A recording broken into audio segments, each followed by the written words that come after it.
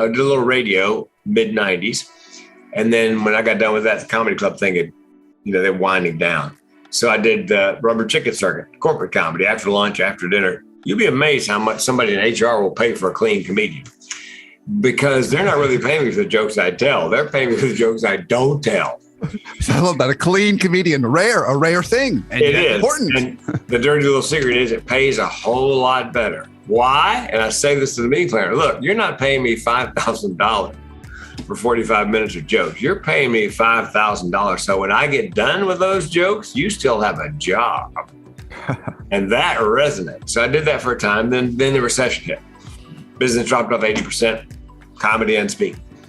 When it came back, meeting planner said, Frank, we love you, but we can't pay that kind of money just to be funny anymore. We need some content, some meetings, takeaway. I'm like, what about? I always wanted to do that. I always wanted to make a living and a difference, but I could never figure out what have I got to teach anybody. So I read a book by a woman named Judy Carter. Judy Carter. It's called The Message of You. The Message of You. Subtitle, one of the best I've ever read. Turning your life into a money-making speaking career. Does it get any more specific than that? So I went into a thing and I got nothing. And she walks you through step by step, practically fill in the blank to find what she calls your heart story. The one you cannot help but share.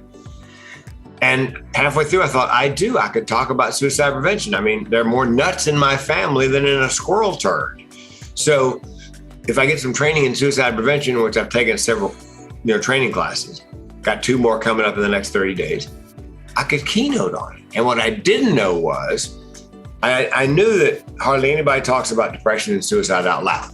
But I also knew, because I had prepared for that TEDx talk, that if you mention the words depression and suicide, oh my Lord, almost everyone has a story.